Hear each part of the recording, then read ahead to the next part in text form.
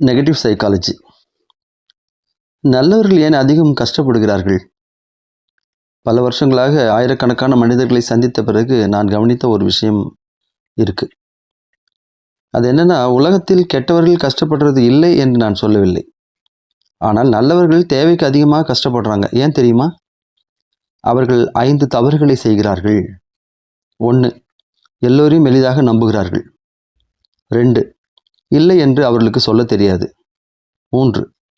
தங்களை விட மற்றவர்களை அதிகமாக நேரம், பணம், சக்தியை செலவு செய்து கவனிக்கிறார்கள். 4. உதவி செய்தால் கட்டாயம் நன்றி சொல்வார்கள் என்று நினைக்கிறார்கள். 5. ஒரு நாள் அவர்கள் திரும்பி வந்து நமக்கு உதவி செய்வார்கள் என்று தவறாக நம்புகிறார்கள். ஆனால் வாழ்க்கை அப்படியெல்லாம் ஒருபோதும் வேலை செய்வதில்லை. பல நேரங்களில் நீங்கள் உதவி செய்த மனிதர்களே உங்களை கண்டிப்பாக மறந்து விடுவார்கள். அதனால நல்லவராக இருங்கள், ஆனால் அப்பாவியாக இருக்காதீர்கள். கருணையுடன் இருங்கள், ஆனால் உங்களை பாதுகாக்க மறந்து விடாதீர்கள். ஏனென்றால் உங்களை கவனித்துக் கொள்வது சுயநலம் அல்ல, அதுவும் உங்களின் ஒரு பொறுப்பு தான். நான் மோகன் பாலகிருஷ்ணா. இது நெகட்டிவ் சைக்காலஜி. கடைசியாக ஒரு பொன்மொழி: நல்லவராக இருங்கள், ஆனால் உங்களையே இழந்து விடாதீர்கள்.